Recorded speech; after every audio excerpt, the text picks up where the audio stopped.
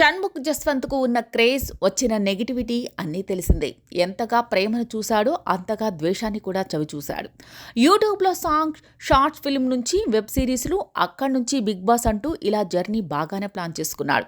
Big boss షోలోకి రాకముందు drunk and drive కేసులో వివాదంలో చిక్కుకున్నాడు. ఆ మరకను పోగొట్టుకుందామని బిగ్ బాస్ షోకి వచ్చాడు. కానీ బిగ్ బాస్ షో వల్ల షణ్ముఖకి మరింత నెగిటివిటీ వచ్చింది. సిరితో చేసిన రొమాన్స్, సిరితో ట్రాక్ వల్ల షన్నుకి ఉన్న ఇమేజ్ కూడా పోయింది. బిగ్ బాస్ ఇంట్లో పడిన కథల వల్లే షన్నుని దీప్తి కూడా దూరం పెట్టేసింది. బ్రేక్ చెప్పి తన పని తాను చేసుకుంటోంది దీప్తి సునైనా. షన్ను బ్రేకప్ నుంచి కోలుకోవడానికి చాలా టైం పట్టింది. మెల్లిగా బయటపడుతున్నాడు కదా అని అనుకునేలోపు షన్ను అన్న కేసు వల్ల తన డ్రగ్స్ అలవాట్లు వాడకం బయటకొచ్చాయి.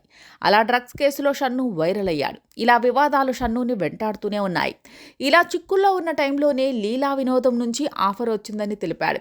అంతా నెగిటివిటీ, మచ్చతో ఉన్నా కూడా ఆఫర్ ఇచ్చాడని షన్ను ఎమోషనల్ అయ్యాడు.